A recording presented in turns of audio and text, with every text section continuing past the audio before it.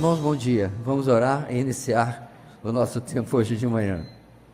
Deus amado, muito obrigado por estarmos aqui, ó Deus, para ouvir a Tua palavra, estudá-la e trazer para nossas vidas, como tem sido nesta EBD, ensinamentos tão preciosos, tão relevantes, tão relacionados à nossa vida, à nossa prática. Abençoa, Pai, aqueles irmãos que estão impedidos de estar aqui por motivos de força maior, enfermos, aqueles que estão trabalhando, viajando, guardando a cada um deles. Aos demais, possas despertar, ó Deus, o compromisso e a necessidade que temos de nos ajuntar ao redor da Tua palavra. Oramos em nome de Jesus, amém.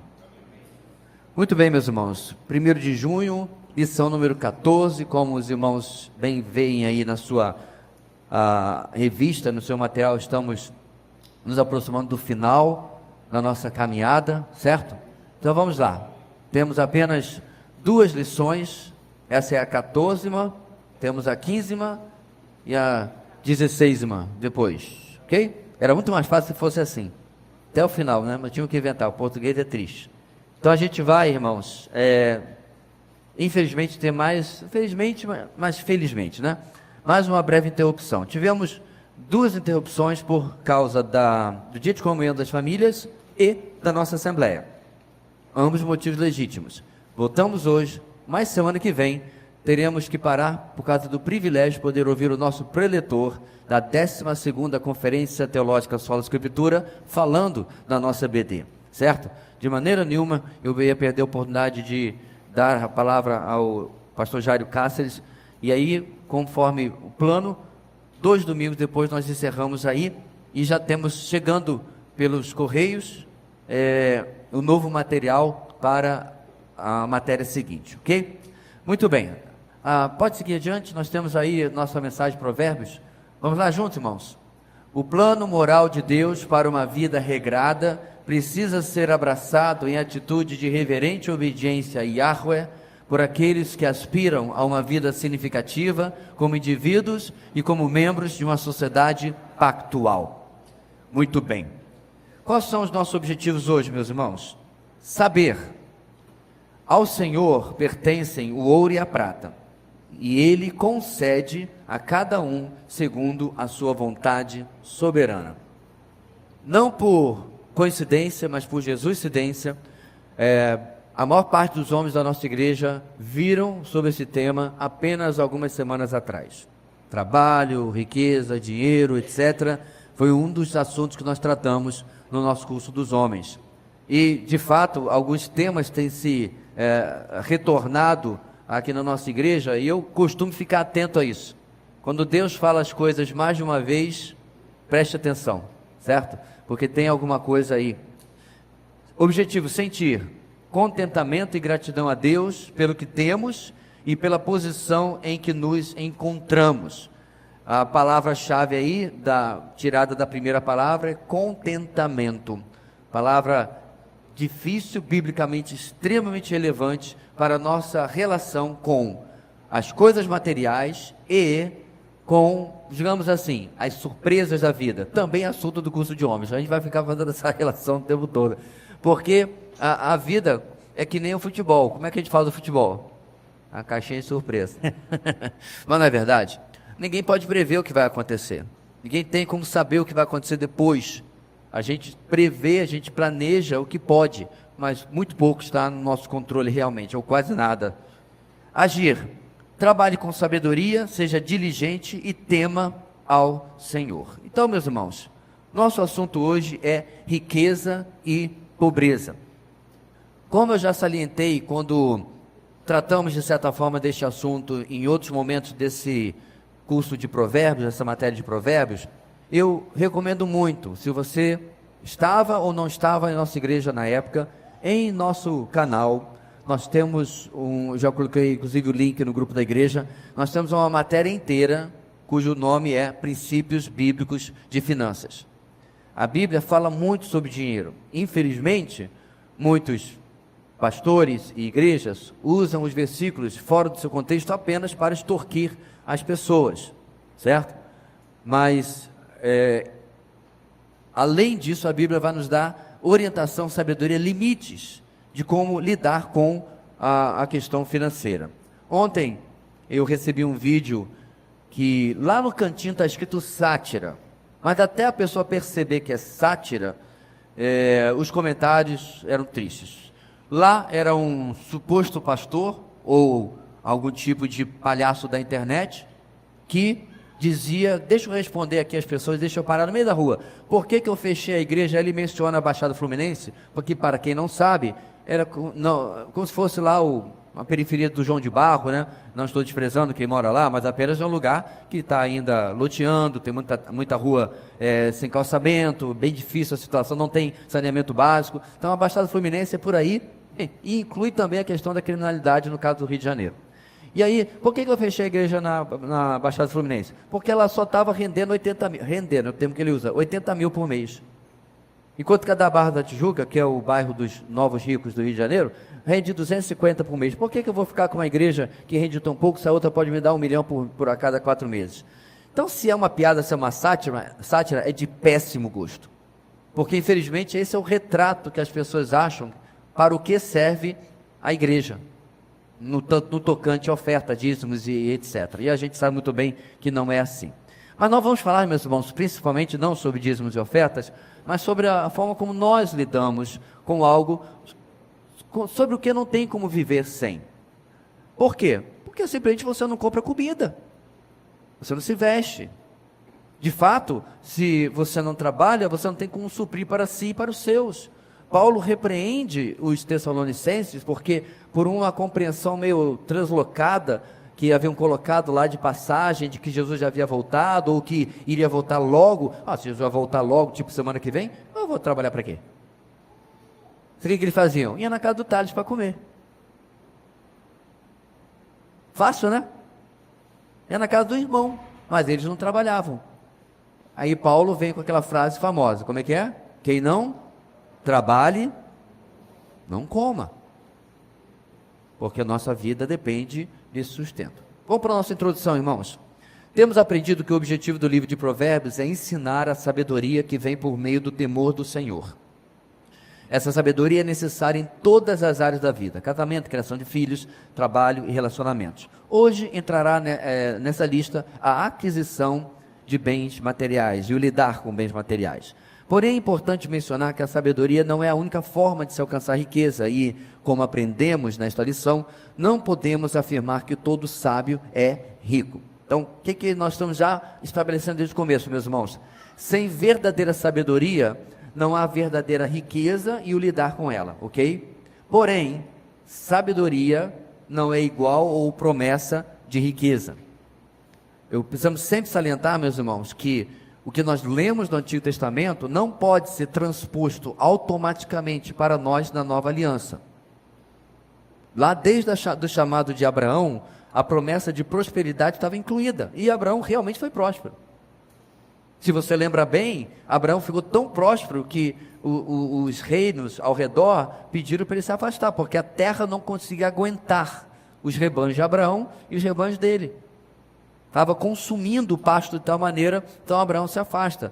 Isaac, engraçado que eu assisti muito tempo atrás o filme de Isaac e Jacó, Jacó e Esaú, perdão, que era sobre a família de Isaac, e eles colocaram, né, o Isaac com uma tendazinha assim, e não tem nada, sabe, uns 3, 4 animais, isso não podia estar mais longe da realidade. Ele herdou tudo, praticamente, que era de Abraão. Será que ele torrou? Claro que não, era um homem rico. Isso fazia parte, irmãos, da bênção abraâmica, e depois vai ser parte da bênção mosaica, dentro da lei mosaica, desde que eles obedecessem. Então as pessoas pegam textos dali, colocam nos púlpitos hoje e causam confusão na cabeça das pessoas. Porque se eu não estou ganhando 20 salários mínimos, ou Deus falhou, eu não tive fé, e uma série de desculpas, isso é epidêmico. Você pode pensar que a falsa teologia da prosperidade é uma coisa de 20, 30 anos, meus irmãos, mas sempre houve os focos de mal interpretação e aplicação errada disso ao longo da história da igreja, ok? Bem, a Bíblia fala muito a respeito de dinheiro e posses. Há muitos versículos que se referem à riqueza e pobreza. porque a Bíblia fala muito sobre dinheiro, é tentador desenvolvermos uma teologia desequilibrada sobre dinheiro. O livro de Provérbios é um ótimo ponto de partida para desenvolvermos uma teologia bíblica sobre posses materiais. Por quê? Irmãos, teologia bíblica é uma das marcas de uma igreja saudável, certo? Nós já vimos isso também em EBD, já falei várias vezes sobre isso. Farei, Deus permitindo, um curso a mais sobre isso no segundo semestre. Mas por quê? Presta atenção como o nosso parágrafo continua. Se você começasse por Gênesis, poderia concluir que Deus sempre faz seu povo prosperar. Por quê? Porque você está focado em apenas uma porção da palavra de Deus, separado do seu contexto maior de toda a Escritura. Aí ele continua: se começasse por Amós, poderia pensar que todas as pessoas ricas são opressoras, porque Amós prega contra a opressão dos ricos contra os mais pobres. Justiceiro social se amarra num texto desse, porque o lê separado do contexto. Mas Provérbios examina riqueza e pobreza sob vários ângulos. Com máximas gerais, os princípios que encontramos nos Provérbios são mais facilmente aplicáveis a nós. Então, como devemos pensar sobre dinheiro e posses? Que princípios bíblicos devemos ter em mente quando consideramos riqueza e pobreza, quando lidamos com a nossa própria pobreza ou riqueza? Vocês conhecem a história dos cegos e do elefante? Conhecem ou não? Foi pedido a uns cegos que descrevessem um elefante. E aí o primeiro disse: o elefante é como uma cordinha. O segundo: de jeito nenhum, é como uma larga folha de árvore. O outro disse: você está doido? O elefante é como o tronco de uma árvore. O primeiro estava segurando o rabinho do elefante, o segundo a orelha, o terceiro a perna. Essa é a ideia, meus irmãos, da falta da teologia bíblica. Você pega um texto sem compreender que a Bíblia é uma unidade, em que aquilo que está sendo falado em Gênesis é verdade, dentro de um contexto, dentro de uma época e para um povo específico. É por isso, meus irmãos, que quando você arranca Israel do futuro escatológico, você não está interpretando a Bíblia como uma teologia bíblica apropriada. Você está pegando um texto que foi falado no Antigo Testamento de uma maneira tão clara, e quando traz para nós, você o alegoriza, você o espiritualiza e o aplica para nós, a igreja. Então Deus promete coisas específicas ao povo de Israel, mas quando chega para nós hoje, isso vai se cumprir de maneira figurativa, alegórica, espiritualizada. O termo, eles não gostam muito de que a gente fale essas coisas, mas o termo pouco importa. Se você transforma bênçãos reais, palpáveis para Israel, em bênçãos espirituais para a igreja, não importa o termo que você usa, é simbolismo, é alegoria, é má interpretação, certo? Mas isso é um assunto que a gente já tratou na matéria anterior, nós não vamos nos delongar. Vamos para o nosso texto, irmãos. Abra, por favor, em Provérbios capítulo 8, além de outros que nós vamos examinar hoje.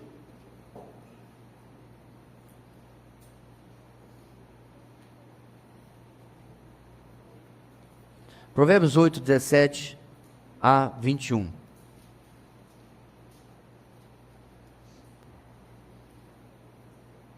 Amo os que me amam, e quem me procura me encontra.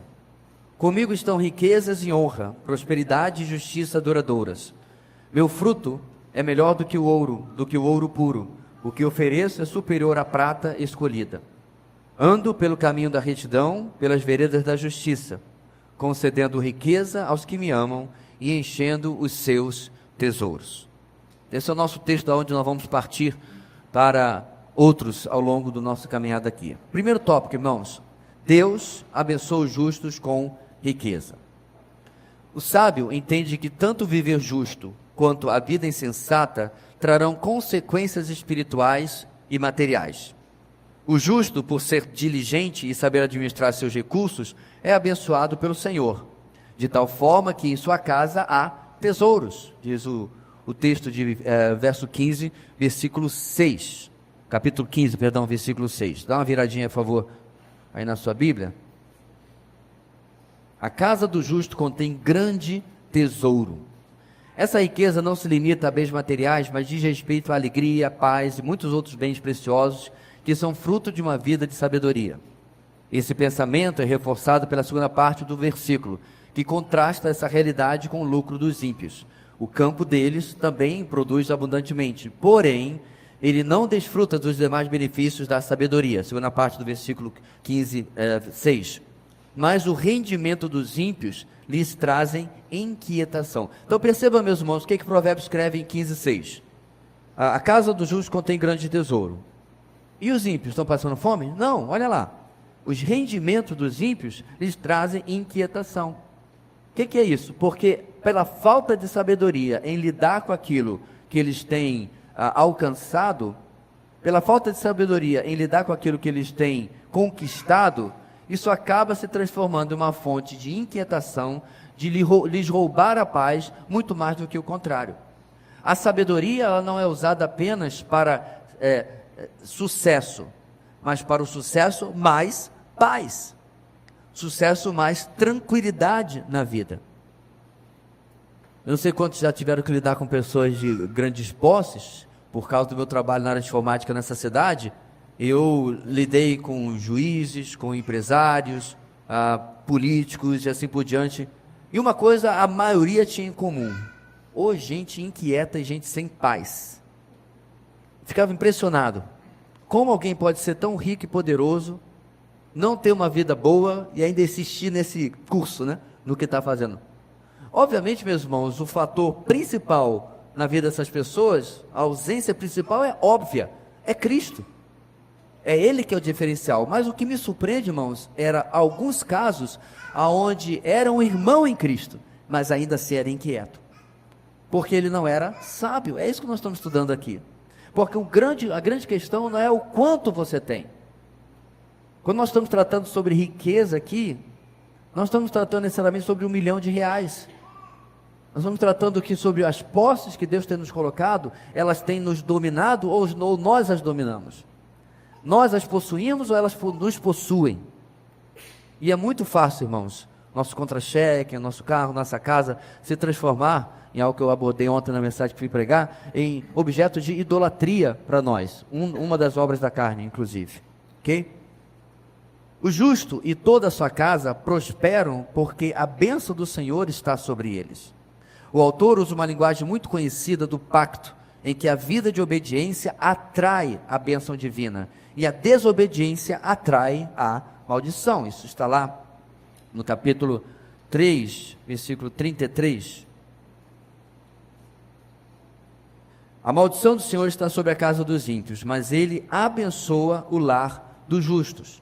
Segundo o contexto de Provérbios, essa bênção envolve vida longa, felicidade, bem-estar, sucesso e riqueza material. A promessa para o justo que honra o Senhor é que seus celeiros ficariam completamente cheios e os seus lagares, onde você pisava as uvas, né, transbordariam de vinho. Mesmo capítulo, um pouquinho antes, 9 e 10. Honre o Senhor com todos os seus recursos e com os primeiros frutos de todas as suas plantações. Os seus celeiros ficarão plenamente cheios e os seus barris transbordarão de vinho. Em algumas traduções, meus irmãos, primeiros frutos é traduzido como o quê? Primícias, exatamente. E por que isso era importante naquele tempo em especial? Porque não tinha o banco para dizer lá: agricultora, deu geada, você quebrou, deixa eu ajudar você. Não tinha o governo para fazer isso. Deu geada, deu gafanhoto, deu o que quiser, perdeu. Muitas vezes a pessoa chegava à ruína por causa da quebra da sua safra. Então, quando você começava a colheita, né? Nós temos um agricultor na nossa igreja aqui, alguém sabe? Né? O Araci, exatamente, estava plantando milho agora, né? Lá no interior. Quando ele está plantando milho, daqui a pouco vai começar a colher, certo? Qual é a ideia por trás disso? A primeira parte da colheita, quando as primeiras espigas, neste caso, né, estiverem amadurecendo, pronto para colher, oferecia ao Senhor. Será que isso tem alguma relação com o nosso orçamento? Será que a linha lá do dízimo, oferta, o que é que seja, a gente espera lá, eu recebo dia 25, lá pelo dia 23, 24, para ver se sobrou? Porque esse era o raciocínio. O agricultor dava um passo de fé, ofertava ao Senhor, entregando no templo as suas espigas, por exemplo, E Deus, diz o texto, recompensava com celeiros que ficariam plenamente cheios e barris que transbordariam de vinho. Agora veja bem, meus irmãos, eu preciso sempre fazer os parênteses sobre provérbios. Entendi, pastor. Então agora em junho, hoje é 1º, amanhã eu vou entregar meu dízimo, minha oferta de missões, minha oferta da construção, vou fazer tudo que eu tenho que fazer e tal. Aí lá pelo dia 22, o motor do teu carro bate. Aí você diz, pastor, vem aqui cobrar uma coisa, porque o senhor falou na aula que... Então, peraí. Deus jamais disse, meus irmãos, que as circunstâncias na nossa vida serão cor-de-rosa, ou azul bebê, se você preferir, só porque você fez A, B ou C. Deus tem planos complexos na nossa vida, que em muito inclui os obstáculos, as dificuldades, que detalhe também é parte do curso dos homens, para que nós possamos aprender a lidar com eles ou com elas e responder em fé, em submissão, em compreensão de que Deus está naquilo também. Ele não está apenas quando tudo vai bem na minha vida. Eu sou chamado à fidelidade, meus irmãos, independente do que Deus fará depois. Faz parte da sabedoria também, já que eu falei uma coisa tão prática como o motor do teu carro bateu, que você não consuma tudo aquilo que você ganha no mês, para que no próximo mês não tenha dinheiro para uma surpresa. Faz parte da sabedoria. Nós já vimos isso e vimos na matéria sobre finanças também. Então você vê, meus irmãos, a sabedoria vai criando para nós um modus operandi, uma forma de agir, que é uma rede de proteção. E o mais interessante, irmãos, é que se você sentar com alguém que trabalha com planejamento financeiro, eu acompanho esse camarada nas redes sociais, no Instagram, Dave Ramsey, eu acho. Ele é um conselheiro financeiro muito legal. E assim, é impressionante, meus irmãos, com a palavra que eu resumo os conselhos deles é cautela. Então, eu tenho uma viagem de 3 mil reais, eu só ganho 2.999, eu devo ir? Aí é redondo não. Ele é bem Tramontina, corte rápido. Só pode dizer, tu é doido? O seu pé não cabe no que você quer fazer, o seu passo não cabe, então ele é muito claro. Eu não sei se ele é cristão ou não, alguns conselhos ele me passa a ideia dele ser cristão, mas o ponto é que o próprio mundo sabe disso daí. E nós que temos a palavra de Deus muitas vezes, irmãos, ignoramos conselhos práticos dela sobre como lidar com o nosso dinheiro, com aquilo que Deus tem nos dado. E obviamente não esperando algum tipo de retribuição da parte de Deus, obrigatória da parte de Deus. Mas o que Deus nos promete, meus irmãos, quando um título desse? Deus abençoa os justos com riqueza. A ideia, meus irmãos, é que a bênção de Deus na nossa vida, pode clicar tudo, pode deixar aí que eu esqueci até o movimento ali. A bênção de Deus na nossa vida não significa um número X. Significa a qualidade com a qual Ele vai trabalhar o que Ele coloca na nossa vida, mediante a nossa obediência, mediante a nossa sabedoria, mediante o nosso cuidado. Esse celeiro transbordando que está aqui, não precisa ser necessariamente a sua despensa transbordando, mas ela está ocupada. Todos nós passamos, irmãos, especialmente você que já está mais adiantado na vida, por momentos difíceis, mais difíceis financeiramente, desafiadores. Eu me lembro de muitos anos atrás, depois de uma dessas épocas, em que eu virei para minha esposa, abrimos o armário da cozinha, né? Isso era algo por volta do dia 20. E eu disse para ela, você tá vendo o que eu estou vendo? O que eu estava me referindo? A despensa estava cheia. Tinha caviar de beluga, tinha fazão. Não. Arroz, feijão, açúcar, farinha de verdade, não é aquela coisa grossa que vocês comem aqui. É dia 20. Tinha café antes de tornar mais preçoso do que o ouro de Ofir. Ontem comprei por 14 conto, estava barato. 14 conto. Depois eu digo para vocês aí onde era, não vou fazer propaganda do supermercado aqui online, não. Ponto, meus irmãos, é que isso é prosperidade. Isso é riqueza, onde Deus vai suprindo o que você precisa. Sabe que quando chega aquele boleto e você, obviamente, não fica contente, feliz da vida, né? Essa semana chegou o boleto da parte do amado, idolatrado e imposto de renda. Conhece? Não é uma alegria você ter o dinheiro para pagar aquilo ali? Em lugar de ficar entrando naquela máxima, ter que vender o almoço para pagar o jantar?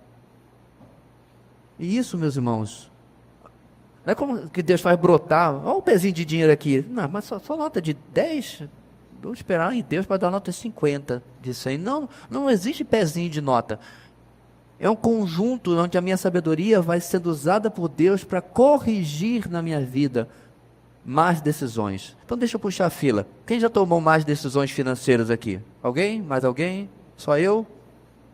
Pois é. E a sabedoria de Deus vai dizendo assim, aprendeu agora? Faz diferente da próxima vez. Segue o conselho do gato escaldado.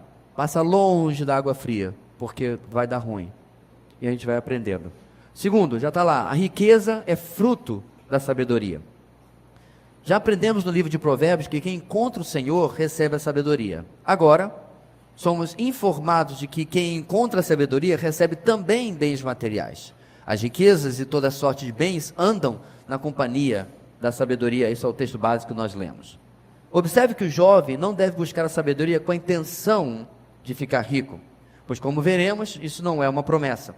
No entanto, se ele sabiamente a ama, referindo-se à sabedoria, naturalmente receberá riquezas. Ou seja, as riquezas surgem de um relacionamento sincero e verdadeiro com a sabedoria. É o que eu acabei de falar agora há pouco. Aqueles que são sábios obtêm riqueza, honra, bens duráveis, tesouros e justiça. Podemos citar como exemplo o próprio Salomão. Ele poderia ter escolhido riqueza ou poderia ter se aproximado de Deus com a intenção de ficar rico, mas não o fez. O seu desejo foi de obter sabedoria. Deus, porém, o agraciou com bens e riqueza. Qual é a tese? Está em 1 de Reis, irmãos, capítulo 3. Qual é a tese que o nosso autor está defendendo aqui, irmãos? Eu concordo com ele. Preste atenção. Salomão ora e pede, como o texto diz, sabedoria ao Senhor para governar, uma vez que, diga-se de passagem, ele tinha a sombra do grande rei Davi, o seu pai, sobre ele. Não é brincadeira não, certo? Como diz um ditado, ele tinha sapatos grandes para preencher aqui, porque não é brincadeira. Davi era Davi. Então, aqui está Salomão, então ele pede sabedoria ao Senhor. E aqui que Deus responde, uma vez que você me pediu sabedoria, e não riquezas, ou, se não me engano, é alguma coisa como a vida longa e a derrota dos seus inimigos, não é isso? Como você não pediu essas coisas, eu vou dar também isso. Agora, entenda, meus irmãos, por que Salomão foi rico, teve vida longa e teve o fim de seus inimigos? Salomão governou os reinos ao redor como seus reinos vassalos, pagavam imposto para Israel. A tese que nós estamos defendendo aqui, meus irmãos, não é assim, Deus deu sabedoria e toma aqui não. O resto foi o processo da sabedoria de Salomão. Vocês estão entendendo o que a revista está defendendo como tese? Deus abençoou Salomão, porque ele era um homem sábio, cuidado por Deus. A sabedoria trabalhou a favor de Salomão, para que ele se tornasse um dos reis mais ricos que existiu, tivesse um reino próspero, conquistasse os inimigos e tivesse uma vida longa. É claro, a gente sabe dos podres também, né, do que ele fez de errado, mas aonde Deus prometeu que a sabedoria iria funcionar, ela de fato funcionou. O que nós temos que depender daí, meus irmãos? O tempo que eu invisto, nós estamos falando principalmente sobre bens materiais, riqueza, etc. O tempo que eu invisto, às vezes em horas extras, em mais trabalho, para acumular dinheiro, deveria ser melhor investido em como administrar e utilizar aquilo que Deus tem me dado. Porque talvez ao invés de ir para casa às 18 horas, eu pego mais um plantão, ou mais um serviço, ou vou pegar mais uma coisa, e aí eu tenho filhos pequenos que não acompanham, ou aos quais eu não acompanho porque eu estou correndo atrás, como diz o ditado, do vil metal. O que Deus deseja é que, sendo sábio em aquilo que Ele tem colocado na minha vida todo mês, eu administro de tal maneira que Ele vai abençoar conforme a sua vontade.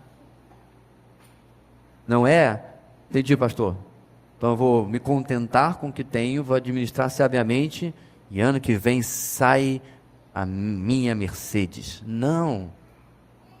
Ano que vem, de repente, pode não sair nem o seu Gol, que já saiu de linha, diga-se de passagem. Isso não é o ponto. O ponto é que você vai galgar na vida aquilo que Deus planejou para você financeiramente. Pastor, mas eu não gostei do plano de carreira e salários de Deus para mim, não. Aí é outro problema, irmão. Eu queria que Deus trocasse com o plano do irmão aqui, o filho dele ou dela. Porque é verdade, irmãos, Deus não nos trata de maneira... Nossos homens ouviram que Deus não tem filhos preferidos, mas Deus tem planos definidos. E Ele vai usar os planos conforme a sua soberana vontade. Não é porque o Cifrônio ganha 10 vezes a mais do que eu. Vocês estavam esperando eu falar Cifrônio desde o meu aniversário, né? Tá bom. Não é porque o Cifrônio ganha mais do que eu, que Deus o ama mais, prefere mais, porque ele é o queridinho, né, do papaizinho Yahweh. Não, não funciona assim. E nós temos dificuldade, meus irmãos, com isso. Porque a nossa mente humana liga bênção com amor, com preferência, alguma coisa assim. E nós precisamos entender que Deus não trabalha nas nossas vidas dessa maneira, né? A riqueza então é fruto, irmãos, da sabedoria. Atente para a conexão entre sabedoria, construção de casas, abundância de bens materiais. A sabedoria é o caminho indicado para a construção tanto de um patrimônio material, uma casa, quanto do lar. Aqueles que constroem suas coisas com sabedoria e inteligência desfrutam não somente de um lar sólido e abençoado, mas também de todo tipo de bens preciosos e agradáveis. Capítulo 24, versículos 3 e 4 nos complementam isso. Com sabedoria se constrói a casa, e com discernimento se consolida. Pelo conhecimento, os seus cômodos se enchem do que é precioso e agradável. Então é a mesma lógica que eu tenho falado, meus irmãos, que à medida que nosso trabalho, nossos bens vão sendo consolidados, debaixo de sabedoria, algo que é imaterial, que é o nosso lar, a nossa família, é consolidada junto. A sabedoria serve para... É difícil essa palavra sem alguém pensar que vai ganhar na Mega Sena, né? A prosperidade material, tanto quanto a prosperidade familiar. Irmãos, quantos exemplos nós temos de pessoas que lutaram por isso, ganharam e perderam isto. Ganharam a sua casa dos sonhos e o que quiseram, mas perderam filhos, cônjuge, o que quer que seja. Deus nos ama tanto, irmãos, que Ele deseja que nós experimentemos o melhor de todas essas coisas. O lar, uma família abençoados, que obviamente terá suas lutas, seus percalços, seus desafios, mas também, debaixo da sabedoria, aquilo que Ele tem planejado para as nossas vidas. A riqueza vem assim como fruto da sabedoria. Deixa eu calcular aqui, meus irmãos, que eu tenho me delongado um pouquinho mais nos meus comentários, se dá para a gente parar agora ou não, um segundo só. Melhor parar agora, senão a gente não vai conseguir ir até onde eu gostaria. Vamos lá, meus irmãos, nosso breakzinho, 5 minutos, 45, 50 a gente volta, tá bom? Vamos lá. Ok, meus irmãos, número 3, vamos lá. Comportamento tolo leva à pobreza. É o contrário, é claro, do comportamento sábio, né? Assim como a sabedoria leva à riqueza, a tolice conduz à pobreza.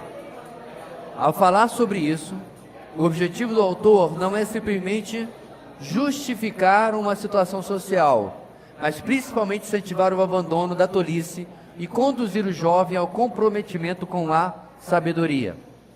De maneira geral, Provérbios entende que as riquezas não duram para sempre. Por isso, o jovem precisa ser sábio e diligente na administração dos seus bens, a fim de que possa prosperar e não passar necessidade. Então, capítulo 27, Versículos 23 a 27 vão falar sobre isso como conselho já para o jovem. Esforce-se para saber bem como suas ovelhas estão. Dê cuidadosa atenção aos seus rebanhos, pois as riquezas não duram para sempre, e nada garante que a coroa passe de uma geração a outra. Quando o feno for retirado, surgirem novos brotos e o capim das colinas for colhido, os cordeiros lhe fornecerão roupa e os bodes lhe renderão o preço de um campo. Haverá fartura de leite de cabra para alimentar você e sua família e para sustentar as suas servas. Bem, é impressionante, meus irmãos, como que um bom conselho em determinadas épocas da nossa vida, a ausência deles, na verdade, faz muita falta. Há um tempo atrás, quando eu acordei para fazer algum tipo de investimento, porque poupança não é investimento, poupança é perda de tempo. Mas algum tipo real de investimento, eu por curiosidade fiz uma simulação no site, quanto eu teria hoje se desde o meu casamento, 30 anos, eu tivesse guardado R$50. Isso é verdade, 30 anos atrás, R$50 era um dinheirinho, né? Hoje, meu amigo, é difícil ir ao supermercado e voltar não tendo gastado todos os seus R$50. Mas isso não é o ponto. O ponto é que eu fiz essa simulação, meus irmãos. Dá tristeza de ver o resultado que apareceu. R$50. 30 anos vezes 12 meses, são quanto? 360 meses. Não faça conta de 360 vezes 50, nós estamos falando sobre investimento. Então, toda vez que eu falo isso com o jovem sempre fala, mas é que a gente acaba não sobrando. Gente, essa é a questão da sabedoria. Não sobra porque você saiu para comer pizza mais uma vez. Não sobra porque você resolveu comprar essa marca de tênis e não aquela. Esse é o ponto da sabedoria, fazer as escolhas para que a tolice não leve à pobreza. Gente, quantas pessoas você estudou e você encontrou depois atrás de um emprego que não dá nada porque ele não percorreu o caminho dos estudos? Esse é um dos grandes problemas do nosso país. Você tem uma juventude que pior agora está na fase do neném, conhece? Nem estuda e nem trabalha, onde não vê valor na formação, onde não quer se preparar para a vida. Não, nem todo mundo vai ser doutor, nem todo mundo vai ser juiz, nem todo mundo vai ser, enfim. Mas você vê, meus irmãos, e detalhe, nem todo mundo, inclusive, vai fazer faculdade. Tem gente que vai empreender e vai se dar muito bem. Que bom. Mas você vê muitas vezes outros países, outras culturas, onde a riqueza gira, porque as pessoas aprenderam o caminho das pedras. Aprenderam que ninguém dá nada de mão beijada e vai correr atrás para proporcionar assim a si um futuro melhor.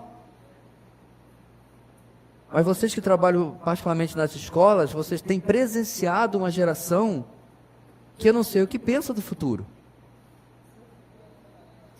Porque a comida está lá, mamãe e papai estão botando na mesa, né? Eles acham que de repente deve ser algum truque de mágica, que a comida aparece na mesa, a roupa aparece no guarda-roupa e não sabe o custo.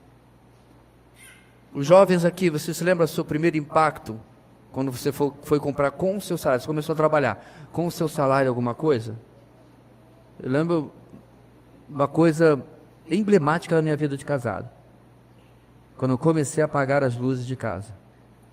A apagar as luzes de casa, que eu me refiro. Plec. No terceiro interruptor eu falei assim, estou virando meu pai. Mas por quê? Porque antes, Xaxá apagava. Xaxá, como o pessoal chama meu pai, porque é Xavier, né? Xaxá apagava tudo, meu amigo. Gente, eu não consigo lembrar como era uma conta da Light. Light é a Roraima Energia do Rio de Janeiro. Eu não consigo lembrar como era o papel da Light. Eu não consigo lembrar porque eu nunca prestei atenção. Eu nunca vi. Da SEDAI, a carreira de lá. Não tenho a mínima ideia nem como é que era o logotipo. E aí você começa a perceber que as coisas não são como você pensava. e acorda para a vida. É a falta, meus irmãos, isso é obviamente uma coisa da nossa cultura, de uma formação econômica nas escolas. É melhor ensinar sociologia, né? Tão útil. Sociologia é tão útil como olho azul e gente feia. Isso é para nada. Olho azul e gente feia. Já é feio. Não dá dinheiro. Não, concordo. Eu estou falando da vida prática da pessoa. A sociologia não serve para... Né? Você não prepara ninguém realmente para a vida. Muito pelo contrário. Molda erroneamente as pessoas para a vida. Meu ponto, meus irmãos, é que jovem, lembre-se, se Jesus não voltar, você tem 30, 40 anos, 50 de trabalho pela frente. Não, pastor, eu vou me aposentar. Tão legal ver a ingenuidade das pessoas, né? Tem um longo caminho pela frente. A tolice que leva à pobreza é esse jovem que não aprende a ser diligente e sabe da administração dos seus bens.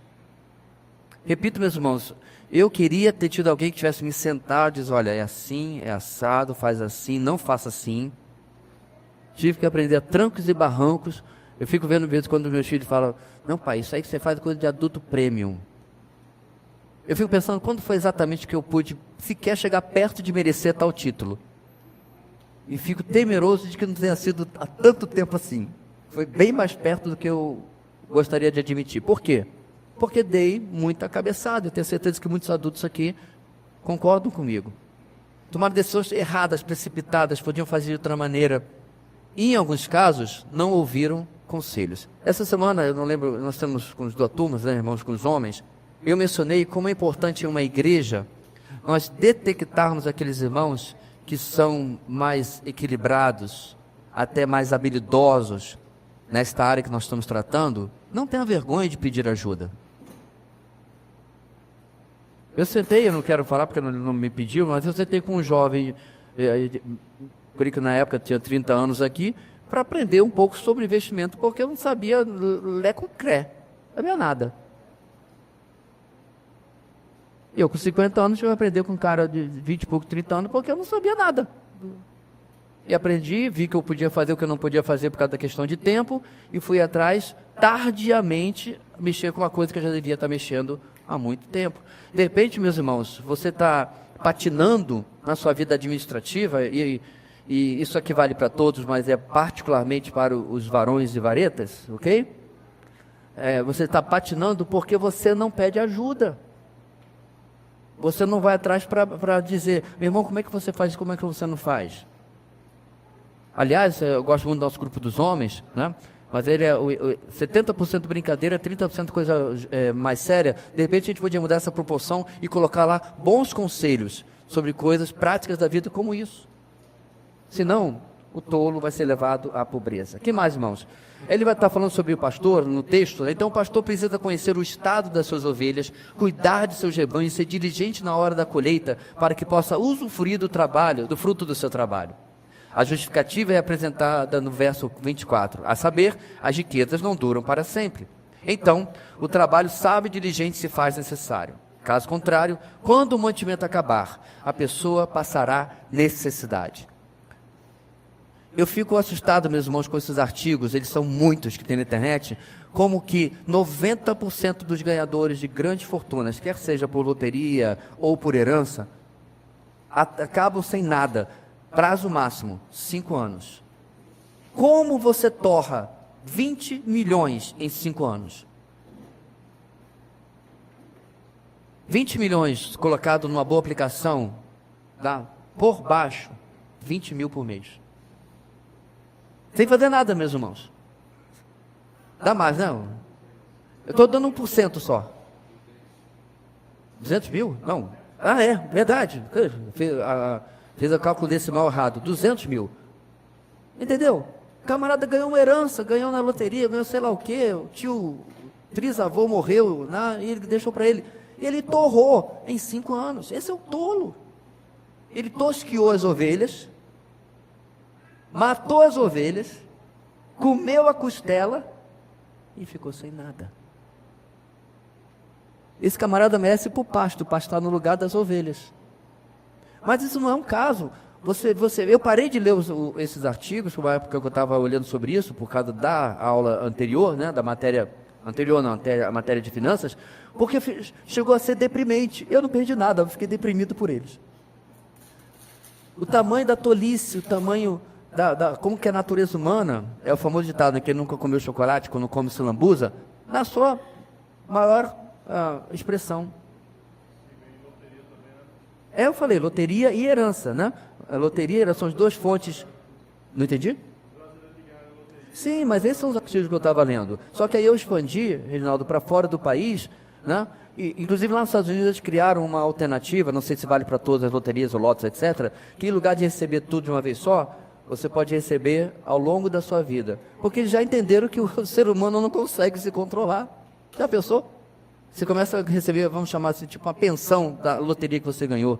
Eu quero deixar bem claro, meus irmãos, que eu não estou fazendo propaganda de jogo e você agora ir lá para a loteria esportiva fazer aposta. Não é isso. Eu estou falando da natureza humana que não sabe, às vezes, lidar, neste caso, vamos chamar assim, de uma bênção surpresa. Né? Por quê? Porque ele não está cuidando dos seus rebanhos, como diz o nosso texto, pensando no futuro, pensando depois. É interessante, irmãos, que há algumas pessoas que já vão para o outro extremo, né? Que é a síndrome de tio Patinhas. Tem tanto, não usa nada. Não, não é isso. Não, de maneira alguma. Mas com certeza, esbanjar não é o caminho. Provérbios aborda vários comportamentos que são considerados insensatos e que levam à pobreza, né? Então, como é que esse pessoal perdeu as suas ovelhas e tudo que tinha e os seus 20 milhões? Nós já falamos sobre a preguiça. Né? Preguiça. Simplesmente não quer fazer por onde. E detalhe, meus irmãos, um dia a preguiça vai ter o limite da barriga roncando. Teve preguiça de estudar, teve preguiça de ir atrás de um emprego melhor. Um dia a barriga começa a roncar, aí vai atrás de um terreno para capinar. Aí você sonha a sua vida inteira capinar terreno? Eu quero deixar claro que não há nenhum trabalho que seja indigno, desde que seja honesto. Mas eu tenho certeza que o sonho de vida daquele camarada não era capinar terreno. Não, desde criança eu sonho com enxada. Não, não era. Ele chegou até aquele ponto, meus irmãos, porque negligenciou tolamente as oportunidades que foram colocadas na sua vida. É óbvio que o sociólogo vai dizer, não, ele é a vítima da sociedade, e olha a cor da pele dele, olha de onde ele nasceu, olha não sei o quê. Se ele fosse branco, não teria essa dificuldade. Essa balela que falam por aí, mostrando realmente que as pessoas precisam sempre de uma esmola, né? De algo que estenda a mão e possa fazer por ele o que ele não tem vontade de fazer por si. Uma coisa que contradiz isso, irmãos, é quando você estuda movimentos migratórios, tá?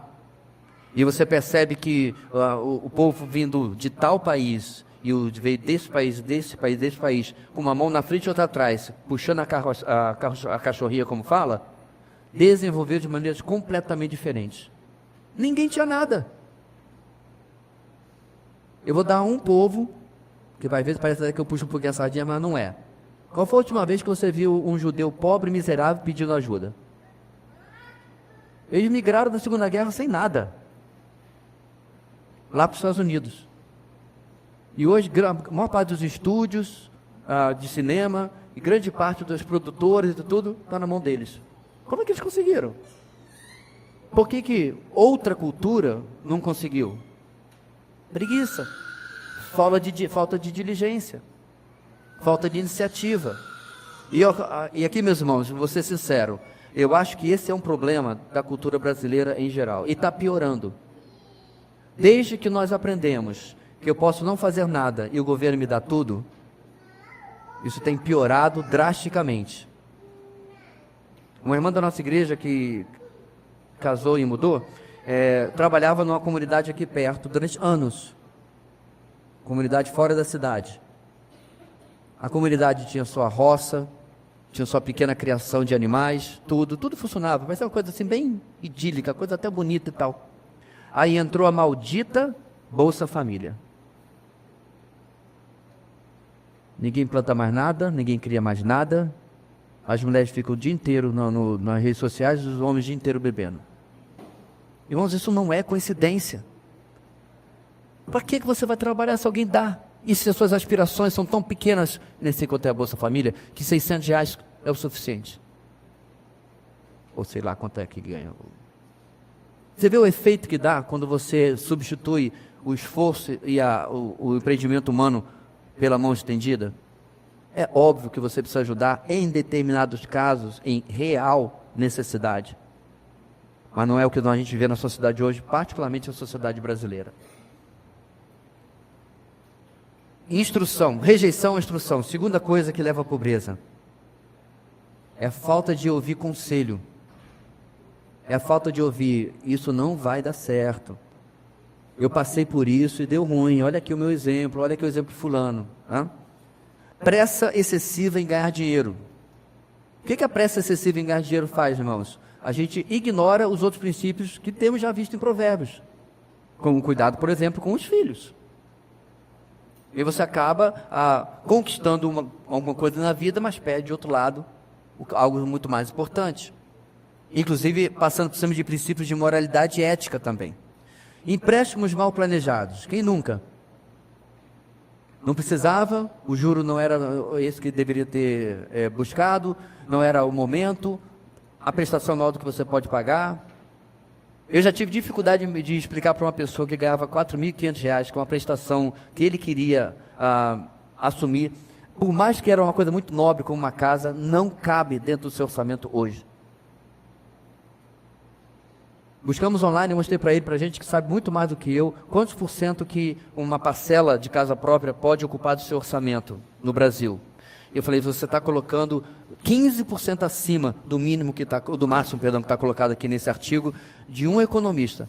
Então não acredita em mim, não, acredita no cabra aí. Mas qual era o problema desse querido irmão? Número 1, sua esposa queria porque queria demais uma casa própria. Como é que a gente chama isso mesmo, irmãos? Quando eu quero muito uma coisa. Idolatria. Nós já falamos sobre isso aqui. O problema não é querer uma coisa muito. O problema é querer uma coisa, é querer muito. Ao ponto de passar por cima de princípios de obediência ao Senhor. Mal tinham começado a vida, mas ter a casa era inegociável para essa esposa. E o pobre do homem não conseguia simplesmente ter um argumento a dizer não. O ponto aqui, meus irmãos, é que essa falta de planejamento vai visitar no futuro. A não ser, é claro. Pode as coisas, não, pode ser uma promoção, passou no outro concurso, conseguiu um emprego, tudo bem. Mas como a minha bola de cristal está quebrada, eu não posso adivinhar.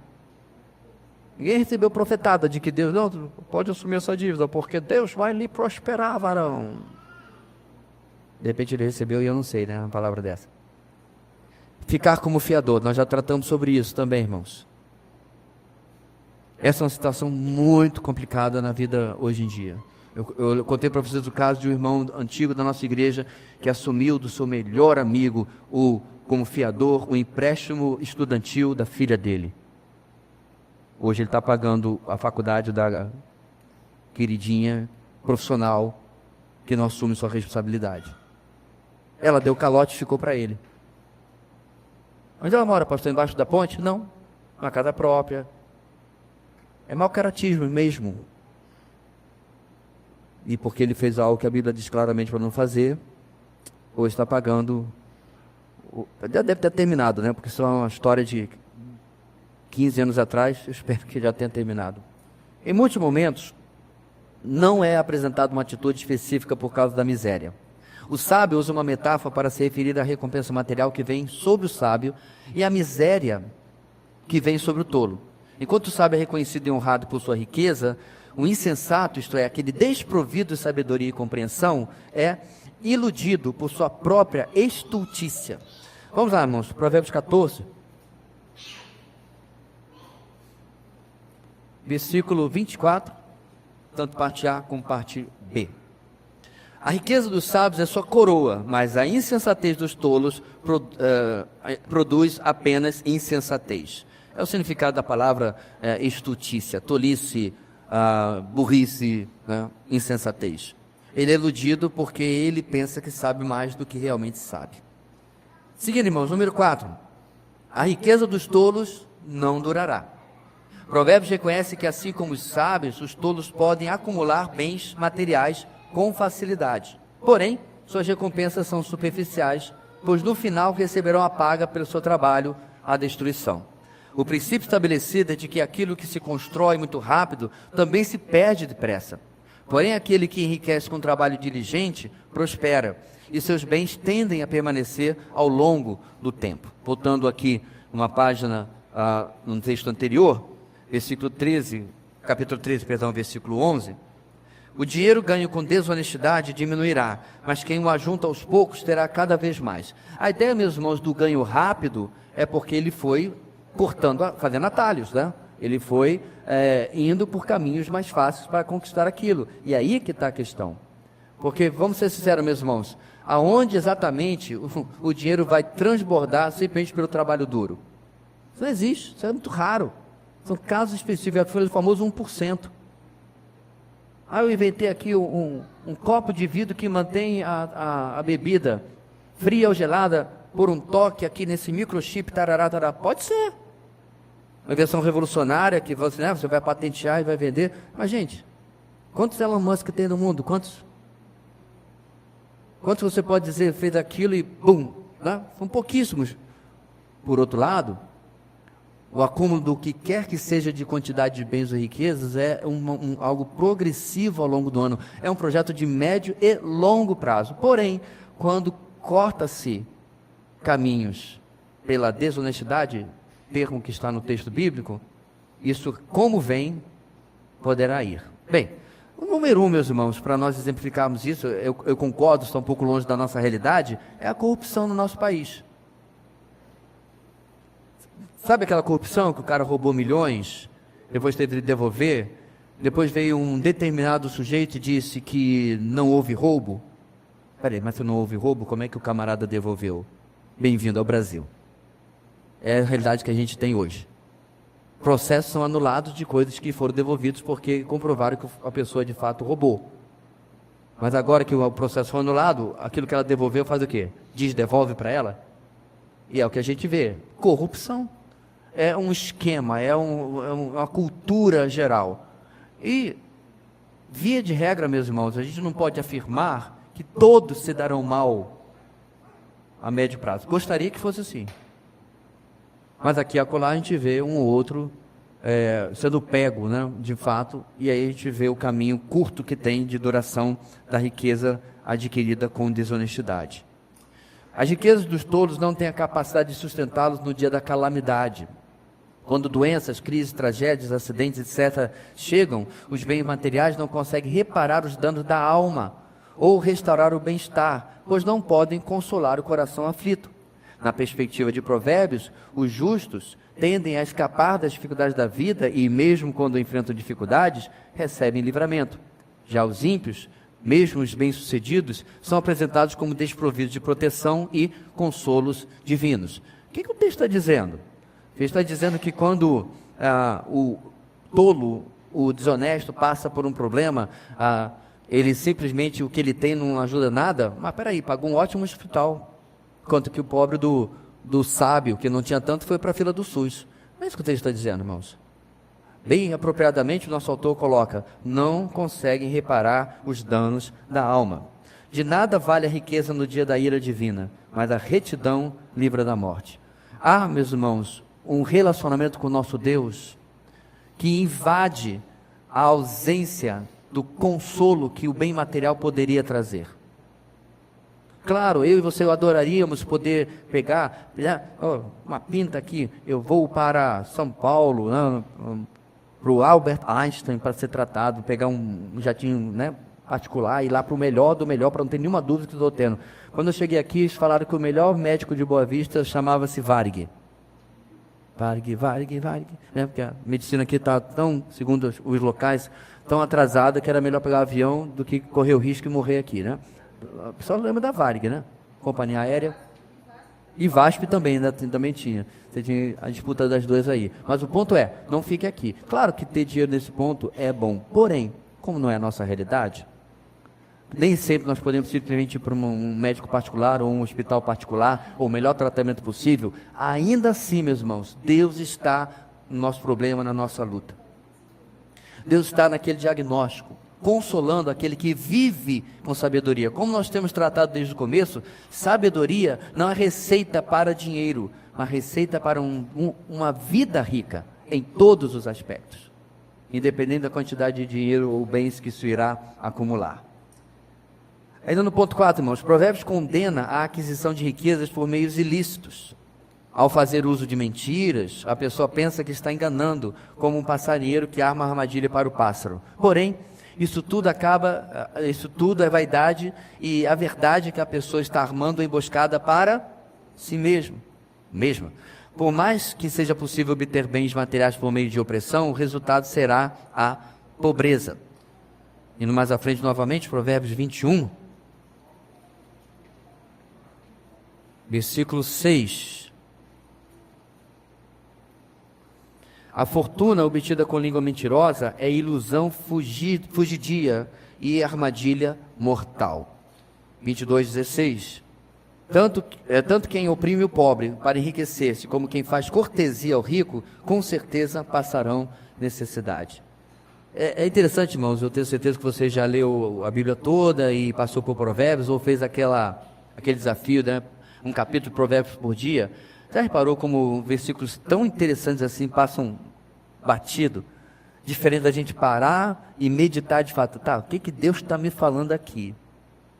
Nesse caso, particularmente sobre a minha vida material. E como isso muda a forma de eu enxergar e agir nas diversas dificuldades e desafios que eu tenho enfrentado, né? Bem, a pobreza também, número 5, irmãos, é o resultado da injustiça e da opressão. Então este é um assunto, gente, pouco tratado em Provérbios, porém amplamente discutido nos livros proféticos e demais livros de sabedoria. Como já observamos, nem toda pobreza é sinônimo de preguiça ou de algum comportamento tolo. O sábio tinha ciência de que muitos foram levados à pobreza por alguma injustiça social. Ele nos leva até o capítulo 13, versículo 23. A lavoura do pobre produz alimento com fartura, mas por falta de justiça, ele o perde. A abundância de alimentos é uma evidência de que os proprietários, referindo-se a proprietários pobres, trabalharam, né? Não tinha preguiça, trabalharam com diligência e fizeram tudo o que estava ao seu alcance para conseguirem uma boa produção. Porém, tudo se perdeu por falta de justiça. Não foi geada, não foi gafanhoto, talvez tenham sido governantes, né, opressores ou alguma coisa assim, ladrões, levaram sua colheita. Observe que o ponto em questão não é uma catástrofe natural, como, por exemplo, uma invasão de gafanhotos que devora toda a plantação, mas sim ações injustas de pessoas ou do próprio Estado. E, meus irmãos, isso é uma realidade nos nossos dias. Você vê uma realidade muito sintetizada, na frase que o pastor Judy Clay publicou um tempo atrás. O Brasil é o país onde nós pagamos impostos da Suíça e temos serviços do Congo. Ele quis dizer o quê? Pagamos impostos como gente rica e recebemos retorno como gente que vive miseravelmente. E essa é a realidade. Recebi uma denúncia essa semana de que procuradores de São Paulo, se eu não me engano, vão ganhar, preste atenção, o Bolsa iPhone, a parte do seu salário, e sem incidir para o imposto de renda ou qualquer outra coisa, e sem necessidade de usar para si próprio, eles têm um valor, se não me engano, de 22 mil agora por ano para comprar de eletrônicos. Não é para a sua função. Pode ser para o seu filhinho, coitado. Ele não tem o iPhone 13, 14, 20, 30, nem sei que número que a desgraça está. Ele não tem, à altura dos seus 6 anos de idade. Ele precisa de um iPad, iPod, iPin, para poder... A Gal Costa estava certa. Que país é esse? Nós não estamos falando, gente, de professores, né? Uma classe que geralmente não ganha tão bem assim como deveria. Estamos falando de procuradores do Estado. Eu não tenho ideia quanto o procurador do Estado ganha, mas mal não é. E acima do seu salário mais 22 mil. De onde você acha que esse dinheiro vai sair? Do pezinho de nota de 100 que eles vão plantar? Do bolso do contribuinte. Essa é a razão, meus irmãos, essa é a praga num país como o nosso, da pobreza e da epidemia. Nós tivemos em Moçambique. É impressionante como você vê, no Brasil a gente já vê, tá, a verdade, irmãos, mas o contraste entre o rico e o pobre é 100 vezes pior do que no Brasil. Você tem uma casta de bajuladores do governo e empresários que vivem perto, que passam, né, com um Land Rover novinho, que acabou de importar da Inglaterra, e aqui do lado vem a mamãezinha com o filho na sua bicicleta, e nota claramente, com uma sandália de cada cor. Esse é o efeito que essa opressão causa na pobreza. E aqui não vai aquela palavra de ódio, o rico é opressor. Não. O poder é opressor, irmãos. Por que você tem muito mais mulheres que são assassinadas por homens do que homens que são assassinados por mulheres? Porque o homem é mais forte. Simples assim. Não é nenhum preconceito, não é porque a raça masculina odeia mulheres. Não. É o poder de quem tem mais força sobre quem tem menos força. Por que você tem crianças que são assassinadas por suas próprias mães? Porque ela tem condição de assassinar sua filha. Inclusive no útero. E assim você vai. Dinheiro é poder. E isso, meus irmãos, é a realidade do nosso mundo hoje. Então não é o homem que é mau do sexo masculino, não é o rico que é mau, não é o governante que é mau, não. É aquele que usa a força ou o poder que tem sobre as mãos, em lugar de servir, ele usa para oprimir. Nós temos que navegar nessas águas com muito cuidado, porque hoje nós vivemos em extremos. Gente que quer tapar o sol com a peneira e dizer que nada dessas questões existem, é tudo imaginação da cabeça de antropólogo, sociólogo, esquerdista. Mas do outro lado nós temos exatamente os antropólogos, sociólogos e esquerdistas que querem colocar tudo como epidemia, que há opressão em absolutamente tudo que existe no nosso mundo, na nossa sociedade. Não, existe um equilíbrio em que há a necessidade de responsabilizar quem, com o poder nas mãos, independente de qual for, que seja a força física, a força financeira, a força política, usa para oprimir as pessoas. Trabalhei uma reportagem com algumas pessoas que moram ao longo da transposição do Rio São Francisco. Em grande parte, meus irmãos, está parada, não funciona, não passa uma gota d'água. Não, pastor, aqui não tem dinheiro. Não. Manter as pessoas na necessidade, na pobreza, irmãos, não é uma crise, é um projeto.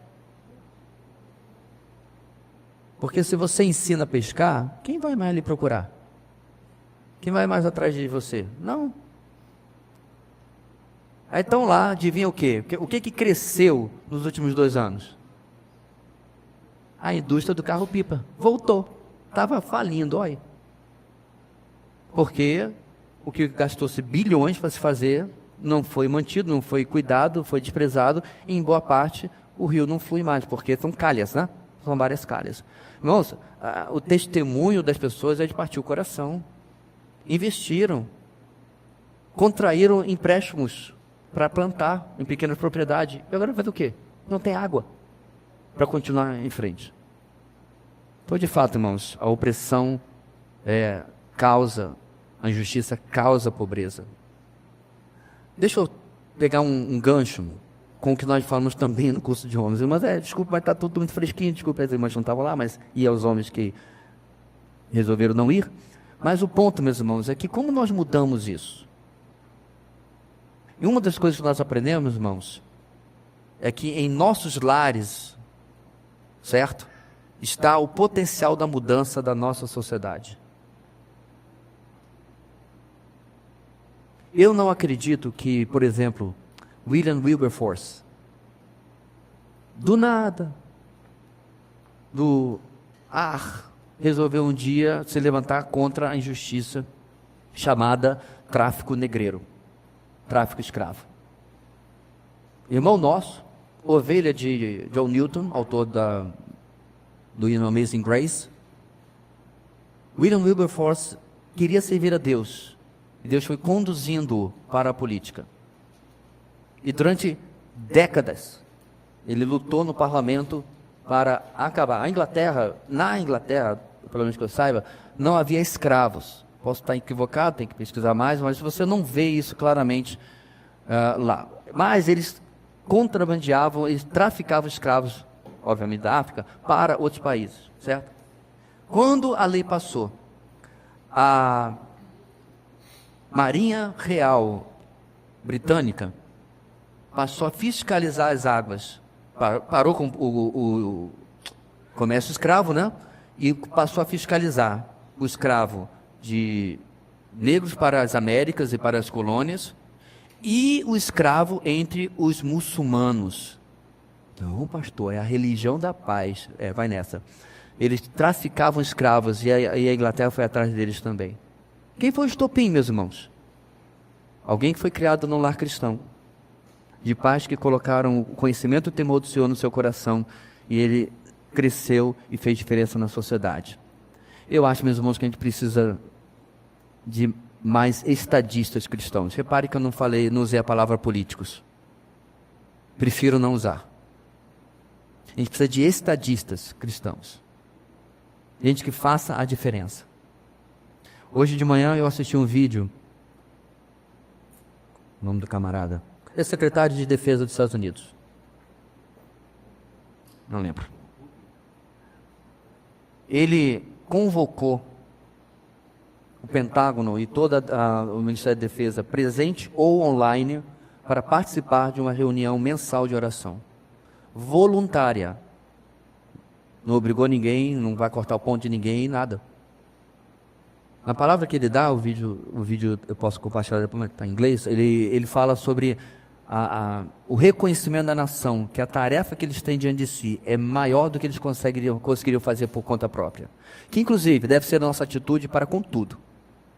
Senhor, eu tenho que passar o pano nesse chão, isso é mais do que eu consigo fazer por mim mesmo, me abençoa. Senhor, eu tenho que providenciar a defesa dessa nação, isso é mais do que eu consigo fazer sozinho, me abençoa. Eu tenho que dar essa aula. Nosso reconhecimento, meus irmãos, da nossa finitude e falência de recursos é a melhor coisa que nós podemos fazer diante de Deus. Deus não ajuda mãos que não se estendem. O auditório estava lotado. Uma reunião voluntária. Eu não sei quantas pessoas trabalham no Pentágono, não tenho nem ideia, mas tinha gente. E online também, de outros prédios e tudo mais, acompanhando. Reunião breve. 15, 20 minutos. E acabou. Como nós precisamos, irmãos, que os nossos filhos comecem a fazer diferença, eu estou falando muito de política, mas na sociedade como um todo. Que nossos filhos tenham uma ética e uma moral tão elevada que constranja, que seja, spoiler, sal da terra e luz do mundo. Mensagem de hoje. Que possam fazer a diferença, que não entrem em conchavo, que se horrorize com dólar na cueca, que se horrorize com rachadinha, que tenha nojo de orçamento combinado. Mas, irmãos, quem trabalhou já com licitação, você já encontrou irmão em Cristo fazendo coisa que não deveria. Aí tu fica parecendo que você está no multiverso. O que está acontecendo aqui? A igreja, meus irmãos, nesse sentido, pode ser um instrumento de mudança social. E começa a adivinhar quando? No menino babão que está na sua casa. Quando criado de uma maneira que possa mostrar que o caminho da opressão não é o caminho do poder. O poder serve para servir, não para oprimir. Sabedoria, irmãos, 6, é melhor que riqueza. Mesmo que a riqueza seja adquirida de maneira lícita e seja uma bênção para a vida do crente, adquirir sabedoria é melhor ainda. Pois a sabedoria é mais proveitosa do que a prata e rende mais do que o ouro. É mais preciosa do que rubis, nada do que você possa desejar se compara a ela. Provérbios 3, 14 e 15. Os jovens são exortados a aceitar os ensinamentos da sabedoria no lugar da prata e do ouro.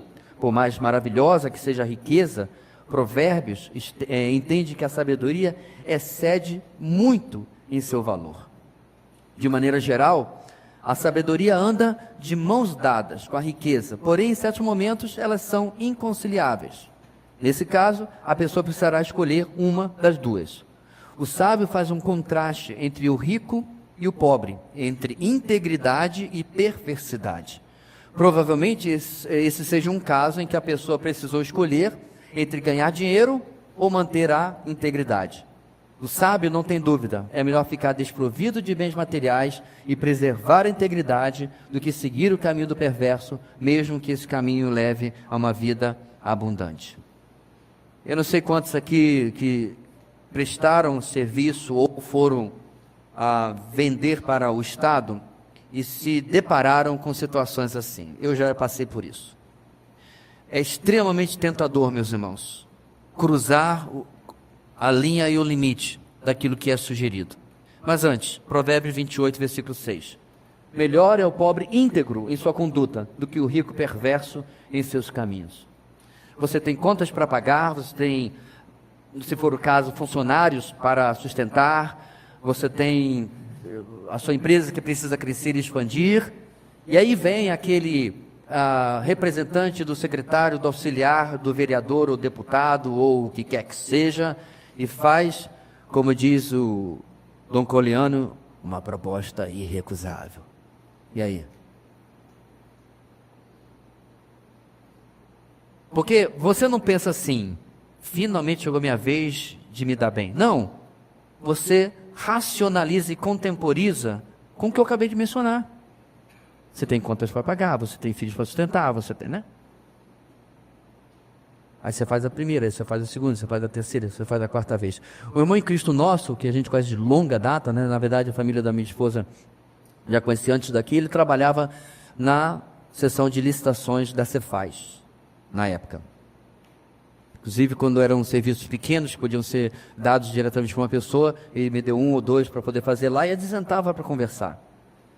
E ele falava da dificuldade que era aquele setor. Eu não sei quanto tempo ele durou lá, mas o problema é que ele dizia para o secretário da vez, né? Eu não sou a pessoa para você atender os seus amigos. Para bom entendedor, pinga é parágrafo. Eu não vou ficar distribuindo obra, fazendo isso, fazendo aquilo. Nós vamos seguir a lei 8666, não é isso? Já foi, já tem outra já. Mas na época, isso é século passado. Nós vamos seguir a lei 8666 e ponto. Se o senhor não quiser, seu secretário, não tem problema, está aqui no meu cargo, era um cargo comissionado, viu? Ele era concursado, mas ganhava um bom dinheiro neste cargo comissionado, nessa função especial. Ele dizia, aqui está, nós vamos fazer licitações no horário, vamos impugnar quem for impugnável e vamos aceitar quem estiver todo com os documentos e propostas como diz a lei. Gente, como eu gosto de político. Aí o secretário, mas é essa pessoa que eu estou procurando.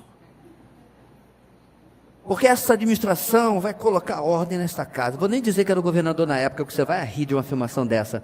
Agora a coisa é com a pessoa assim que a gente vai fazer diferença aqui em Roraima. A primeira oportunidade,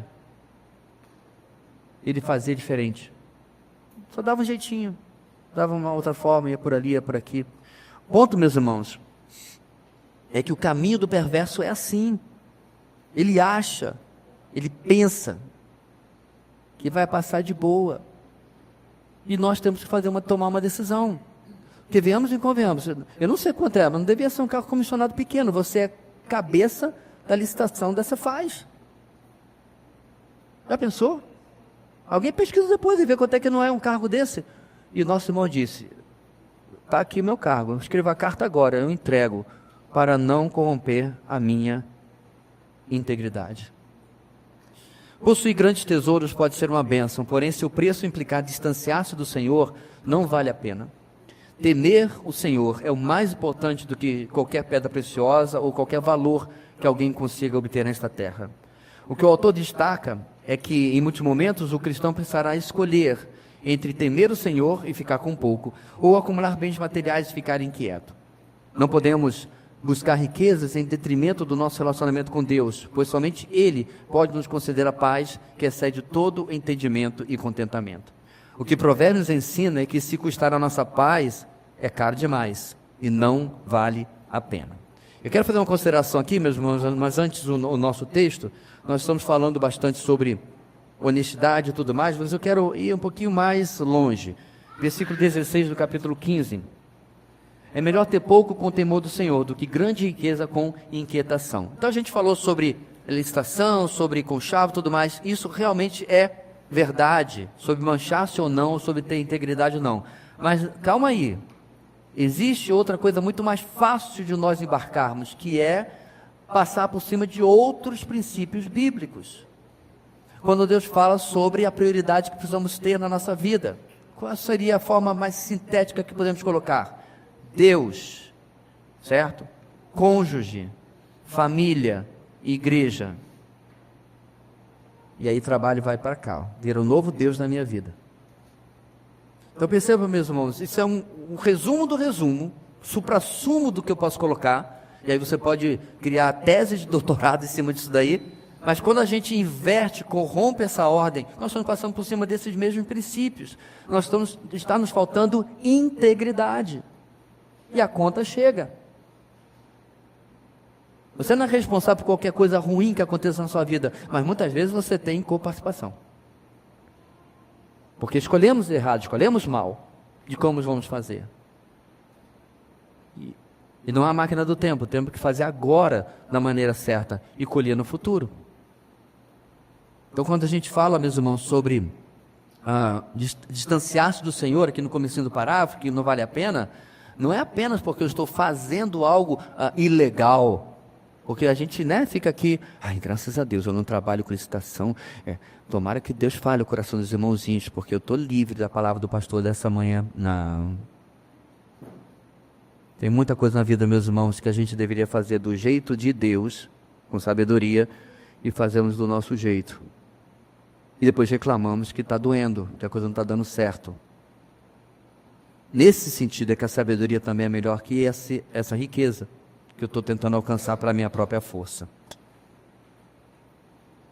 Número 7, meus irmãos, estamos chegando no nosso final, faltam apenas 4 slides, segura firme aí que estamos dentro do nosso tempo ainda. A riqueza e a pobreza têm suas armadilhas. Então vamos encerrar aqui falando de que não é tão assim achar que só um lado é ruim. Provérbios têm ciência de que não é simples ser rico ou ser pobre, pois ambas as situações possuem seus desafios e tentações. Vamos lá para o finalzinho, meus irmãos, quase do livro. Capítulo 30, versículos 7 e 9. Não é isso aqui não. Olha isso aqui, meus irmãos, na minha Bíblia está sublinhado, porque isso aqui é para não esquecer, viu? 2 coisas peço que me deis, antes que eu morra. Mantém longe de mim a falsidade e a mentira. Agora a parte que realmente importa para o nosso estudo. Não me deis nem pobreza, nem riqueza. Dá-me apenas o alimento necessário. Senão, tendo demais, eu te negaria e te deixaria. E aí você coloca tudo que nós vimos aqui, meus irmãos. Como que eu cheguei lá? Como que eu me tornei um milionário? Será que não foi cortando caminhos, atalhos, passando por cima de princípios? Por isso que o texto diz: te negaria e te deixaria. Ele continua e diria: quem é o Senhor? Agora, se eu ficasse pobre, poderia vir a roubar, desonrando assim o nome do meu Deus. A necessidade, meus irmãos, muitas vezes, não é a mãe da engenhosidade, não. A necessidade é o túmulo dos nossos princípios. Eu preciso de algo, às vezes realmente eu preciso bastante, mas em vez de ir pelo caminho longo para corrigir aquela necessidade, eu vou por um atalho que muitas vezes é desonesto. Então vamos lá. A sabedoria de Agur, que é o autor desse capítulo, é notória, pois ele nos leva a pensar de maneira diferente daquela que vem sendo trabalhada ao longo do livro, em que o pai vem encorajando o filho a olhar também para os benefícios materiais da sabedoria como recompensas dadas aos justos. Agur, porém, entende que tanto a riqueza quanto a pobreza possuem armadilhas. Ele pede somente que suas necessidades básicas sejam atendidas. Como já vimos até aqui, o sábio não afirma que todos os ricos não temem ao Senhor. Porém, Agur sabia que ao se tornar rico, ele poderia cultivar a autoconfiança, certo? E distanciar-se de Deus, a independência de Deus. No entanto, ele entendia que a pobreza também possui as suas tentações. Ou seja, a pessoa para ter o necessário poderia ser levada a furtar e a profanar o nome de Deus. Agur nos faz perceber, que não existe uma posição ou condição social que proteja o nosso coração da cobiça e do pecado. Assim sendo, cada um deve sondar o seu coração e identificar as possíveis ameaças que, se não forem trabalhadas, poderão afetar o nosso relacionamento com Deus. Irmãos, quando eu fui confrontado com uma oportunidade de corrupção, muitos anos atrás, eu estava um pé na jaca. Quem não conhece essa expressão, ela não é uma boa expressão. Estava difícil. Se vendia o almoço, não dava nem para pagar o jantar. Então, a oportunidade de ganhar mais dinheiro em um negócio que já era seu, garantido, corria exatamente o risco que Agur coloca aqui. Mas em outras situações, meus irmãos, foi o contrário. Graças a Deus as coisas estavam bem. E aí aparece a oportunidade de ganhar mais, de fazer mais, de ter mais. E lá está de novo o seu coração sendo tentado. Porque o problema, meus irmãos, nunca foi que ter dinheiro ou não ter é pecaminoso. O autor coloca muito bem aqui, no nosso texto, inclui a palavra coração. Quais são os intentos internos, interiores, profundos da minha vida. Como eu estou lidando com a situação que Deus tem me colocado. É aí que estão as armadilhas. Sobre a parte do ter muito, isso é tão verdadeiro que Jesus disse o quê? Quão difícil é que um rico entre no reino dos céus. Isso fala muito da natureza humana, meus irmãos. Não é à toa que você vai plantar uma igreja na Suíça e ao mesmo tempo o seu amigo vai plantar uma igreja, sei lá no Congo, e você compara os ministérios. Uma pessoa talvez seja uma amostra irreal, né? Vamos colocar 100 missionários na Suíça e 100 missionários no Congo. Depois de 10 anos você compara cada um dos ministérios.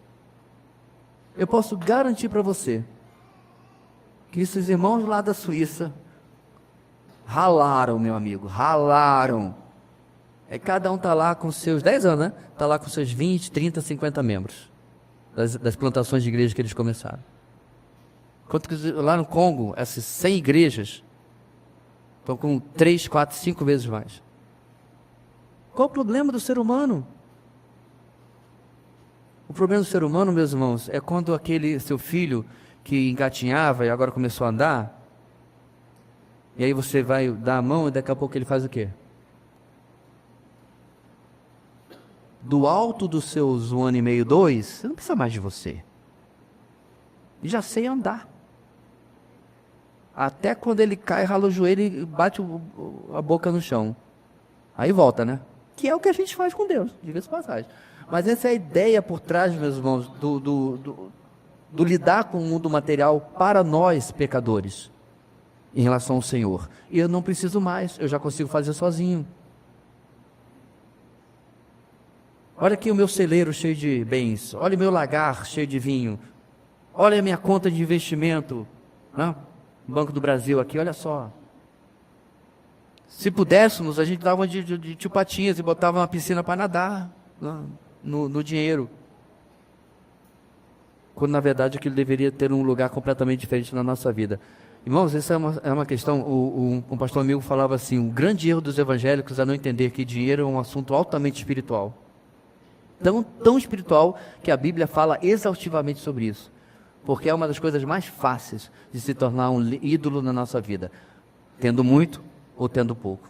Um ídolo que vai nos forçar, entre aspas, ou nos tentar, melhor dizendo, a tomar atitudes completamente fora da vontade de Deus. O que Deus, em resumo, nos falou hoje, meus irmãos? Em que condição social você se encontra? Você tem conseguido crescer na vida, ou mesmo trabalhando arduamente, você tem alcançado somente o básico? Analise a sua situação à luz do livro de Provérbios. Tente discernir se você tem sido diligente e trabalhado com sabedoria. Porém, tenha muito cuidado para não focar um único provérbio, pois nenhum provérbio isolado representa o ensino total do livro sobre bens materiais. Independentemente da posição em que você se encontra, lembre-se de que já desfrutamos de todas as bênçãos espirituais em Cristo. O dinheiro é um dom de Deus, mas os dons de que você realmente precisa só podem ser achados em Deus. Creia que fazer coisas à maneira de Deus é o melhor caminho para você. Creia que se você der seu dinheiro, Deus pode dá-lo de volta. Creia que o dinheiro pode ser bom, mas não ouse crer que ele é tudo. O dinheiro é uma bênção da parte de Deus, mas você será mais abençoado se o der. Deus lhe dá dinheiro porque Ele é generoso, mas Ele é generoso com você para que você seja generoso com outros. E se você é generoso em dar o seu dinheiro, Deus será provavelmente mais generoso com você.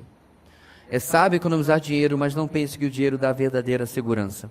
Riqueza é mais desejável do que pobreza, mas a riqueza não é tão boa quanto a justiça, a humildade, a sabedoria, os bons relacionamentos e o temor do Senhor. Irmãos, há tanta coisa aqui que a gente precisava de uma matéria só para tratar desse assunto. A gente tem. Está à sua disposição. Já está gravado, assistir, relembrar ou assistir pela primeira vez. E eu recomendo. Agora eu quero terminar em uma nota positiva.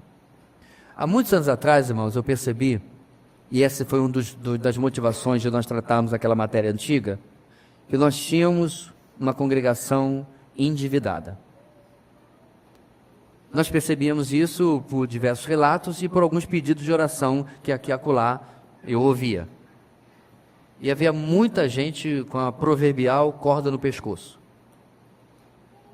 Gente que tomou decisões indevidas, investimentos errados, compras que não deveriam ter sido feitas e assim por diante, ou o eventual perda de emprego, perda de cargo comissionado, ou assim por diante.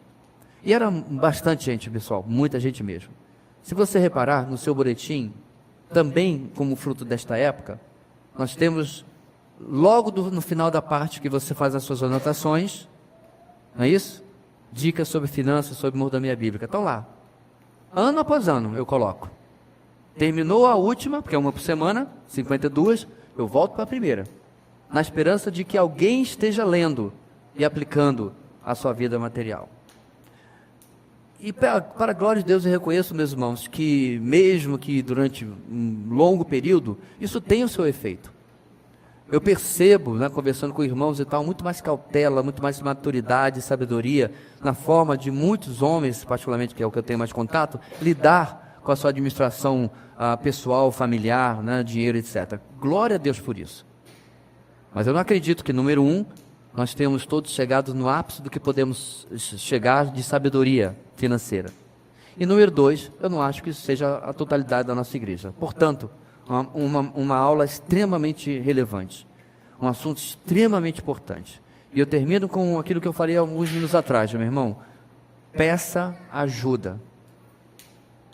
Não é vergonhoso você chegar para um irmão que você tenha mais intimidade e particularmente que você confia que tem competência nessa área e dizer: meu irmão, eu estou com a corda no pescoço. Não guardei, não me preparei, ou investi errado, fiz assim, assado. Eu preciso de ajuda. Conversa. Você pode se surpreender com o que talvez a saída seja mais fácil do que você pensa. Talvez não seja fácil as decisões que você tenha que tomar, Um dos irmãos que nós aconselhamos ao longo dos anos teve que devolver o seu carro. Um dia estava andando de carro, todo feliz da vida, no outro dia estava andando de bis. Mas estava se livrando das dívidas. Teve que cortar os seus cartões de crédito, literalmente. Essa é uma época que não adianta só salvar o número para comprar online, porque quase não dava, né? Não existia tanto assim. Ele literalmente cortou, só precisava do cartão para fazer as coisas. Decisões difíceis. O conselho que haviam lhe dado no banco era adquirir mais um empréstimo para cobrir os empréstimos que ele já tinha. Aliás, algo que alguém fez recentemente. O governo brasileiro. Está endividado? Eu tenho um empréstimo aqui para pagar a sua dívida. Não, irmãos, o caminho não é este. O caminho é cortar gastos e, se possível, aumentar ganhos. Esse é o caminho de sair do endividamento. Procure ajuda. Que Deus nos ajude, meus irmãos, numa aula tão levezinha dessa, a irmos motivados, né? A termos vidas materiais que também sejam para a glória de Deus. Amém? Vamos ficar de pé, vamos orar. Deus Santo querido, muito obrigado, porque a Tua palavra é relevante para todas as áreas da nossa vida. E ela vem, ó Deus, a atingir algo tão relevante, que é termos a nossa paz de espírito diante do nosso orçamento mensal e tudo aquilo que nós temos que enfrentar. Obrigado, Deus, pelos recursos, o trabalho que Tu tem dado a nós. Olha para aqueles no meio da Tua igreja que precisam encontrar um emprego, precisam encontrar uma carreira, que estão definindo a sua vida, que Tu possas dar sabedoria e orientação a cada um deles. Abençoa, Deus, o nosso dia. Oramos em nome de Jesus. Amém.